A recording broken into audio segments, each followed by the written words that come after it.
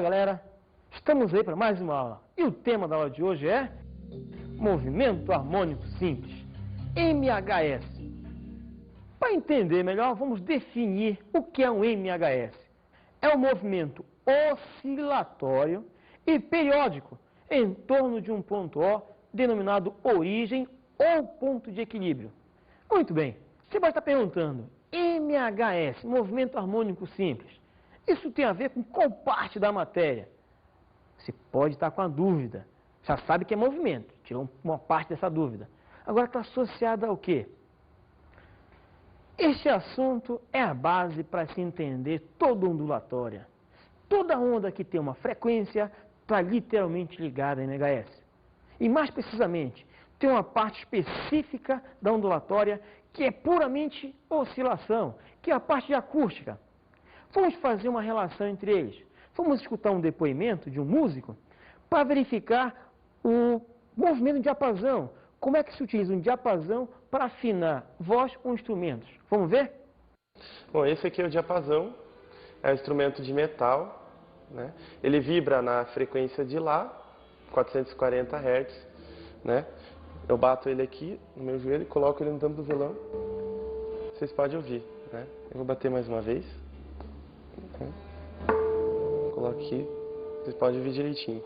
Para mim afinar o violão, eu simplesmente imito o mesmo Lá, né? Que deveria coincidir com o diapasão. E venho aqui. Se os dois sons coincidirem, meu violão está afinado. O nosso próximo elemento agora vai ser o quê? O que nós vamos estudar agora? Elementos de um MHS. Para se entender melhor, vamos à figura.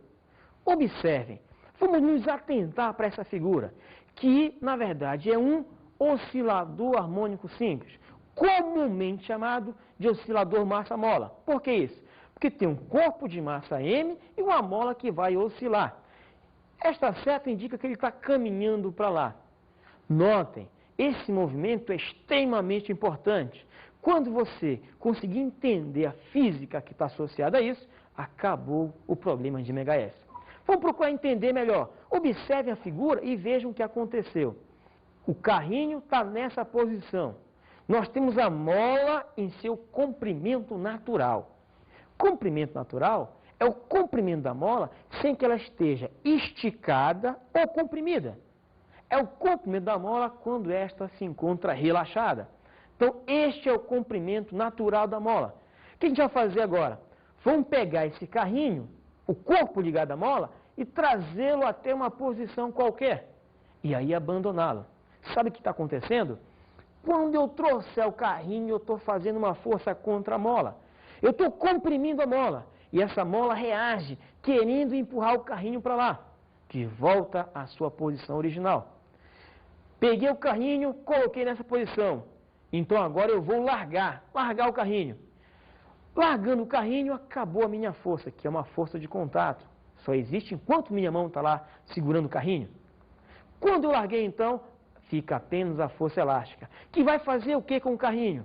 A força elástica aponta para lá. Aponta literalmente para a posição inicial do corpo. Então ela vai empurrar esse corpo. E à medida que ela vai empurrando, a velocidade do corpo vai aumentando.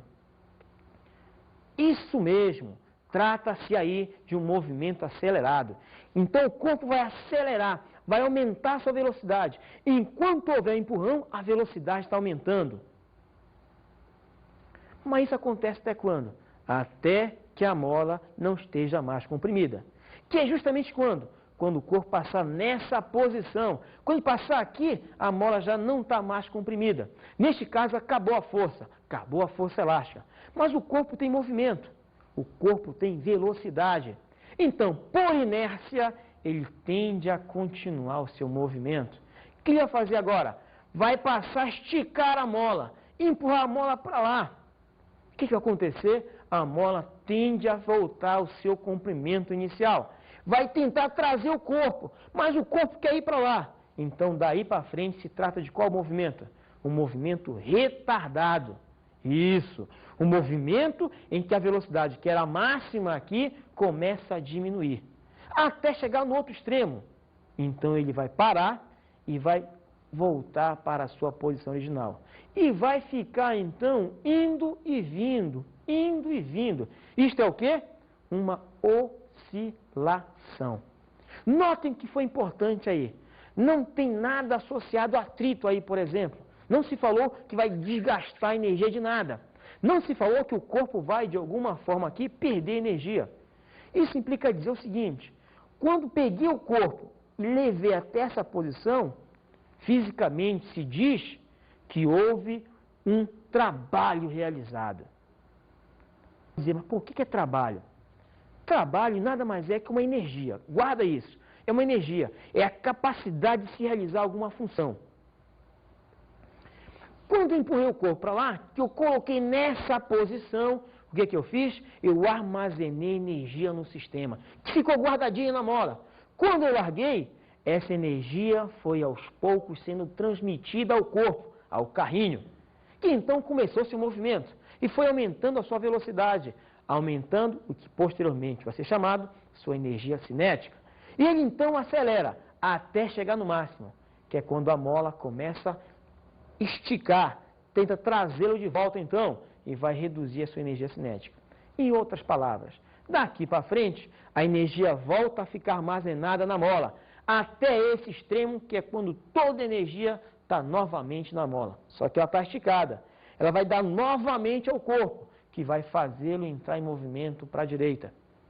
Em outras palavras, daqui para frente volta ao ciclo. Então ele vai e ele vem, e ele vai e ele vem. Fica oscilando. Agora vamos estudar os elementos importantes desse MHS, que com os elementos em mãos, você pode então realmente reconhecer e resolver qualquer problema. Vamos ao primeiro elemento, ponto de equilíbrio.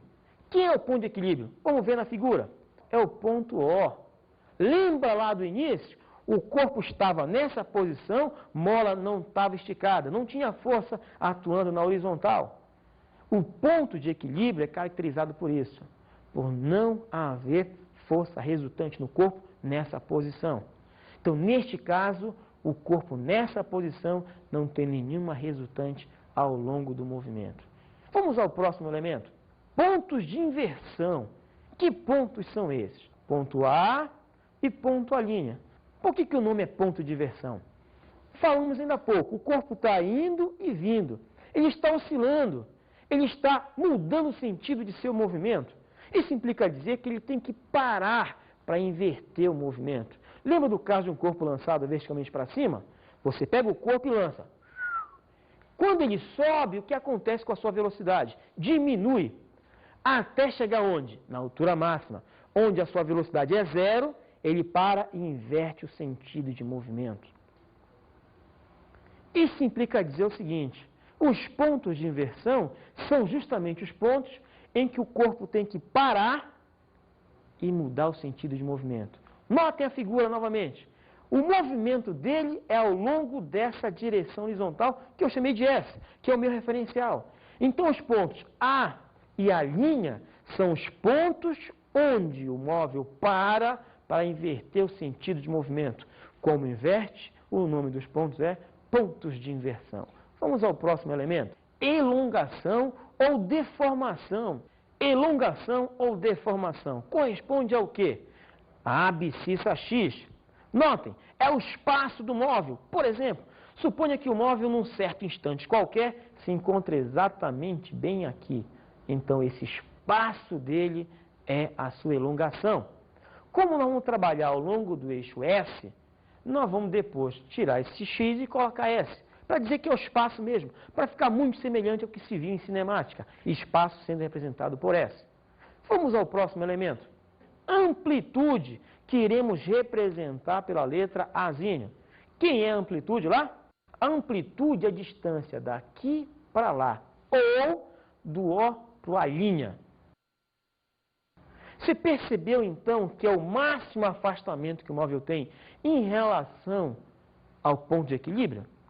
Ou seja, é a máxima elongação. Justamente a amplitude, então, é o módulo dessa distância. Para nós entendermos por que é módulo, observem. O nosso ponto de equilíbrio eu já botei como origem do nosso referencial S. Então, por exemplo, o móvel à direita teria espaço positivo. O móvel à esquerda teria espaço negativo. Mas a amplitude não. A amplitude é essa extensão, que é sempre positiva, de um lado ou do outro, porque a amplitude é o módulo dessa distância máxima. Ok? Vamos ao próximo elemento. Constante elástica da mola. Aqui requer um certo cuidado. Na constante elástica, essa grandeza é uma propriedade física da própria mola, do material de que ela é feita. Essa grandeza, ela te diz mais ou menos como é que é o grau de dureza, entre aspas, da mola. O quanto a mola é difícil ou fácil de ser distendida ou comprimida. Por exemplo, suponha que você tem uma mola cuja constante elástica é 10 newtons por metro. Nota, newton por metro, essa é a unidade. Então, significa o que fisicamente? Que essa mola, para ter uma variação de comprimento de 1 metro, precisa estar submetida a uma força de 10 newtons. Isso mesmo. Então, a nossa constante elástica me diz qual a força necessária para uma dada deformação. Por exemplo, de novo, suponha nossos 10 newtons por metro. Se eu precisasse que a mola sofresse uma deformação de 3 metros, ora, se a constante elástica é 10 newtons por metro, para distender 3 metros precisa de quanto de força? 10 para cada metro, precisaria de 30. Então é isso, constante elástica só me diz isso. Quanto de força é necessária para uma dada deformação da mola. E é fácil perceber, quanto maior for o valor de K da constante elástica, maior vai ser o valor, então, da força necessária para distender a mola. O próximo elemento, período e frequência. Por que isso? Bom, eu disse que o MHS é periódico, ou seja, ele admite um período, que corresponde ao tempo para ir, voltar, chegar à sua posição de saída. Esse é o período.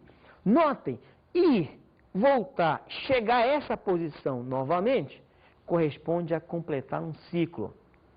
Se tem um período, vai ter uma frequência, que corresponde ao quê? A um número de vezes que se faz uma oscilação, um ciclo na unidade de tempo. Para enxergar isso com calma, vamos à figura. Vamos imaginar o corpo nessa posição. Ele sai do ponto O e vai até o ponto A'. Ao chegar nesse ponto, ele para e volta em sentido contrário. Vai do ponto A' até o ponto O novamente. Notem, do ponto O ele segue. Ele não parou, ele segue. Foi até o ponto A. Do ponto A, ele vai para onde? Novamente para o ponto O. Agora, observem. Ele passa pelo ponto O quantas vezes? 2, depois da saída. Por que isso? Ele sai apontando no sentido 1. Vai chegar no ponto A', volta para o ponto O. Passa aí no ponto O então. Notem, primeira vez que ele passa depois da saída. Só que ele passa apontando no sentido 3. Então ele não completou um ciclo. Para completar um ciclo, ele tem que passar no O e apontar para qual sentido? O mesmo sentido lá da sua saída. É o sentido 1. Então ele passa para cá apontando no sentido 3. Na verdade, ele só completou meio ciclo. Chega no ponto A e do ponto A ele vai para o ponto O. Ao chegar novamente no ponto O, agora pela segunda vez, ele tem o sentido apontando para 1, no mesmo de 1. Logo, ele completou um ciclo. O tempo que ele gastou para ir, voltar, chegar no O, isso corresponde a um período. Suponha, por exemplo, que esse período seja de, 0,2 segundos. 0,2 segundos é o tempo para ir, voltar, chegar no A e voltar para o O novamente. Qual seria a sua frequência? Você pode imaginar que a frequência é quantas oscilações cabem em um segundo. Faz a conta. Se uma oscilação ele gasta 0,2 segundos, em um segundo tem quantas oscilações? É só pegar 0,2, 0,2, 0,2, somando para ver quanto é que dá. Dá exatamente 5. Significa dizer que a frequência seria exatamente 5. Por quê? Porque ele consegue dar 5 oscilações em um segundo. Agora, nota, isso dizer que a frequência é 5 é a mesma coisa que lembrar Frequência é sempre o inverso do período. Para calcular o período, basta ter a frequência. E para calcular a frequência, bastaria ter o período. Um é sempre o inverso do outro. Mas vamos mais à frente, vamos ver? A associação do MHS com o MCU. Como é que é isso? Todo MHS pode ser associado a um MCU. Todo. Agora, vamos falar de uma propriedade interessante das oscilações. Mais especificamente, da oscilação de um pêndulo. O que é um pêndulo? Imagine um fio e embaixo uma bolinha, que fica oscilando para um lado e para o outro. Esse pêndulo tem uma propriedade fundamental, que foi descoberta por um cientista chamado Foucault. Vamos ver então o pêndulo de Foucault. Para se entender de fato o que é isso, vamos à figura. Observa, pêndulo oscilando, indo e vindo ao longo desse plano, que é definido pela sua oscilação. Vamos pegar o suporte e vamos rotacioná-lo. Observe a rotação. A linha indicada aqui embaixo pode esclarecer a rotação. Nós pegamos e giramos. Por incrível que pareça, observem que o plano de oscilação permanece o mesmo. Muito bem, a propriedade fundamental aí é esse fato. O fato de que a oscilação mantém sempre um único plano de oscilação mesmo. Bom, esse cientista chamado Foucault, ele fez um experimento. Foi numa catedral, esticou um pêndulo comprido e fez o seguinte, botou a oscilar. E embaixo ele botou um suportezinho indicando direção norte, sul, leste, oeste. Então ele pôs a oscilar de um lado para o outro. Passou-se horas. Ele percebeu então que à medida que o tempo passava, parecia que o suporte estava sendo rotacionado. Na verdade, o que aconteceu? A Terra estirou e o plano permaneceu mesmo. Mas qual a relação entre o pêndulo de Foucault e o MHS? Para responder isso, observa comigo. O pêndulo, ele descreve uma oscilação que, quando essa abertura que aparece aqui é pequenininha, então aqui embaixo a bolinha descreve o MHS. O que está sendo dito é a seguinte, a relação entre o pêndulo de Foucault e o MHS é MHS num pêndulo de Foucault mantém exatamente o plano de oscilação, o plano de vibração. Isso que é importante. Não esquece, pode acontecer qualquer coisa com o suporte, mas o pêndulo mantém o mesmo plano de oscilação. Vamos falar então da relação matemática que existe entre o ângulo e a posição linear. Agora, que ângulo é esse? Vamos ver essa figura aqui, vamos lá? Observe, nós já mencionamos, vocês viram na figura, que a todo MHS pode sempre se associar um MCU e vice-versa. De tal forma que o MHS passa a ser a sombra do MCU. É bem simples. Vamos nos atentar para a figura. Observe aqui comigo. Temos aqui então, o ponto P descreve o MCU, movimento circular uniforme. Enquanto que a sombra dele, que é o ponto M, vai descrever o quê? O MHS. Vamos atentar melhor. Vamos ver? Lá vai. À medida que esse cara se desloca, o ponto M também. Mas notem, existe um espaço, que é a sombra, que é o espaço escalar do móvel em MHS. Muito bem. Se você reparar com calma, este S, na verdade, é a componente deste vetor na direção S. Ou ainda, é a projeção do vetor posição na direção S. Como é que você vai relacionar, então, o S e o ângulo? O ângulo, que é a posição angular do móvel em MCU. Já sabemos que cosseno do ângulo é o cateto adjacente pela hipotenusa, daquela figura anterior. Ora, eu posso tirar o S. O S fica, então, está dividindo, passa multiplicando. O S fica igual a vezes cosseno do ângulo. Não esquece que é amplitude. Mas eu sei também que tanto S quanto o ângulo são funções do tempo. Função do tempo? Isso. Depende do tempo. Quando o tempo varia, cada uma dessas grandezas também varia. Dessa forma, para esclarecer isso, ou para deixar bem notório esse fato, nós vamos botar diferente.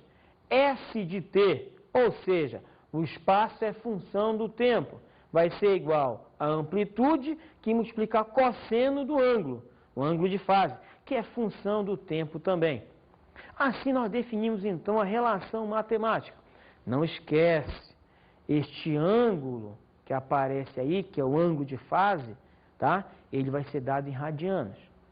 Vamos falar então das funções horárias. Vamos lá?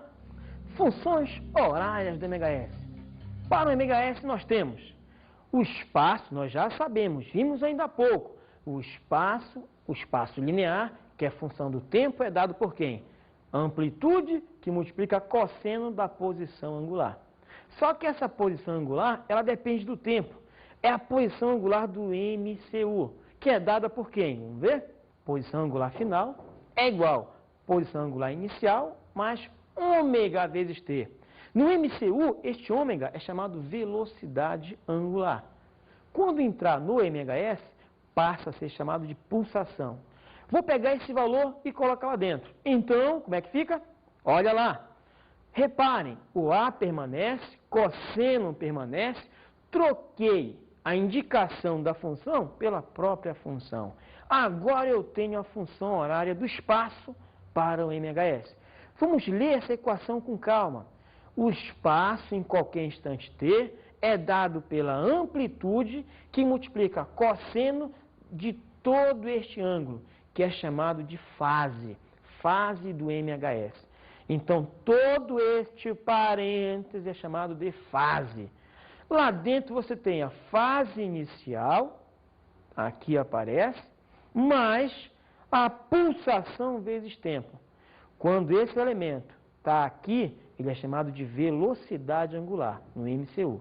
Quando ele entra nessa equação, já passa a ser chamado de pulsação. Essa é a primeira das equações. Vamos à próxima. Para a velocidade e para a aceleração, como é que a gente vai fazer? Vamos lá? Nós já sabemos então que a velocidade é igual a quem? Menos pulsação, que multiplica amplitude, que multiplica ainda seno do ângulo de fase do MHS. Continuando, aceleração. A aceleração fica quem? Menos pulsação ao quadrado vezes A vezes cosseno da fase inicial mais ômega t. Essa equação da aceleração, a da velocidade e a do espaço, da posição, com essas três equações você pode literalmente descrever o movimento. Isto é, pode saber todas as suas características cinemáticas em qualquer instante do tempo. Por isso que o nome é função horária, para você fazer o quê? Relacionar a grandeza, velocidade, posição ou aceleração com o tempo. Para isso que serve, basicamente é para isso, relacionar grandeza e tempo. Eu acho que não entendi.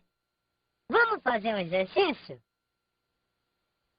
Então, para esclarecer, tirar qualquer dúvida, vamos fazer o quê? Um exercício. Vamos lá? Vamos ao enunciado. Um corpo executa um MHS cuja função horária da abscissa obedece à expressão. Está aqui, ó. O espaço do móvel é igual a 2, que multiplica cosseno de π mais π vezes tempo. Em unidade do SI, espaço é metro, tempo em segundos.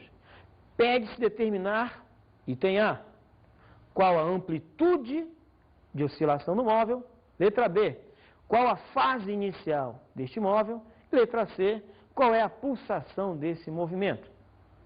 Letra D, qual é a função horária da velocidade do móvel. E por último, letra E, qual é a função horária da aceleração. Vamos então resolvê-lo. Solução, vamos lá? Bom, nós já sabemos como espaço é dado por essa expressão, que é amplitude cosseno da fase inicial mais ômega t, essa é a expressão padrão. Nós temos então, comparando essa expressão com a que foi dada, olha lá, S igual a 2 cosseno de π mais π vezes tempo. Observe o destaque. Essa expressão nos foi dada. A expressão padrão do MHS é a de cima. Nós estamos fazendo uma comparação. Para que uma seja realmente igual a outra, o que deve acontecer? O A tem que ser igual a 2, a fase inicial tem que ser igual a π e a pulsação tem que ser igual a π. Dessa forma, temos lá então a amplitude, 2 metros, fase inicial, π radianos. Depois a pulsação, π radianos por segundo. Percebeu? 3 itens mortos muito facilmente. Vamos à letra D. Função horária da velocidade. Como é que ela é? Está aqui a função horária. Esse é o padrão. Esse é o formato padrão da equação. O que temos que fazer? Temos que fazer uma comparação. Ó, a função que nos foi dada é essa aí. Você tem que a função de cima tem que ser igual à função de baixo. Para que isso aconteça, nós vamos substituir, né?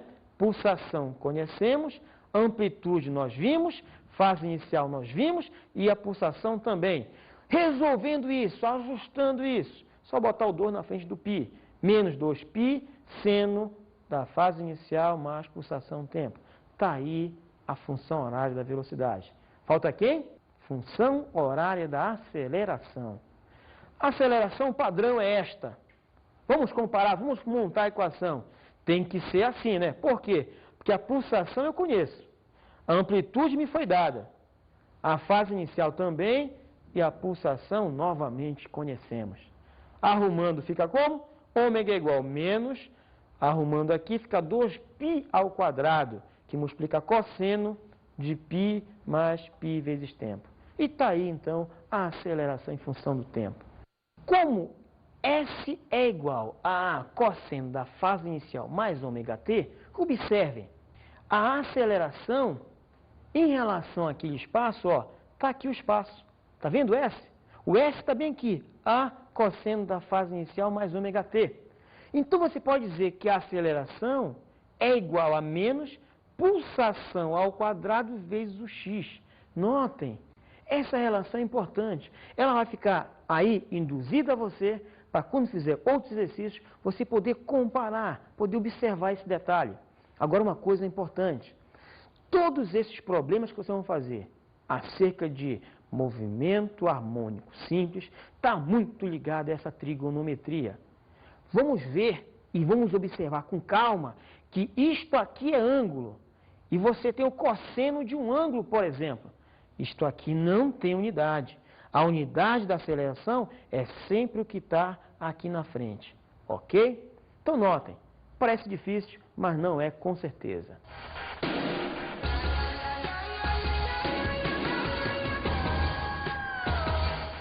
A nossa dica de hoje, sobretudo para este assunto que é de uma importância fundamental para a ondulatória, é você estudar trigonometria. Tudo sobre as leis de seno, cosseno, as funções seno e cosseno. Se você souber isso, você mata os problemas de MHS.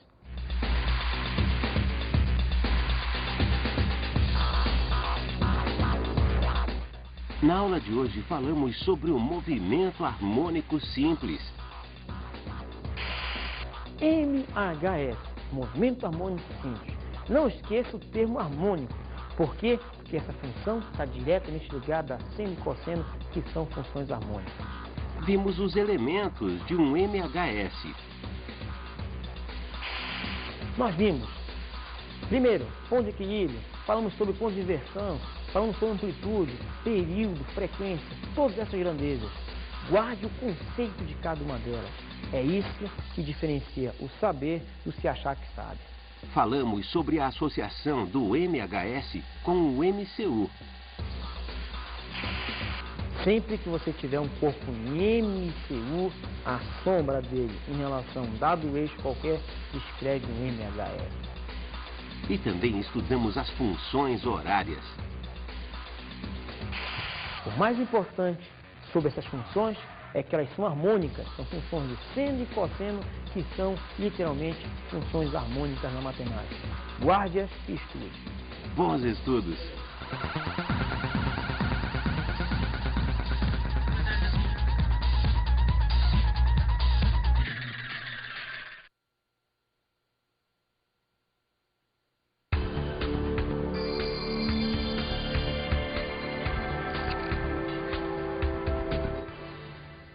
Caro amigo, você necessariamente vai encontrar no seu aluno uma certa repulsa por este assunto, porque ele não é simplesmente uma coisa física, mas tem muito da matemática e, sobretudo, você não consegue enxergar isso na prática, no dia a dia.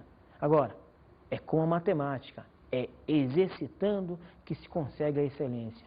Então, faça com que ele exercite muito, mas muito mesmo. E, por outro lado, você deve também instigá-lo a estudar o assunto da trigonometria, sobretudo as construções gráficas das funções de seno e cosseno. Se ele souber isso, o teu trabalho é muito mais fácil.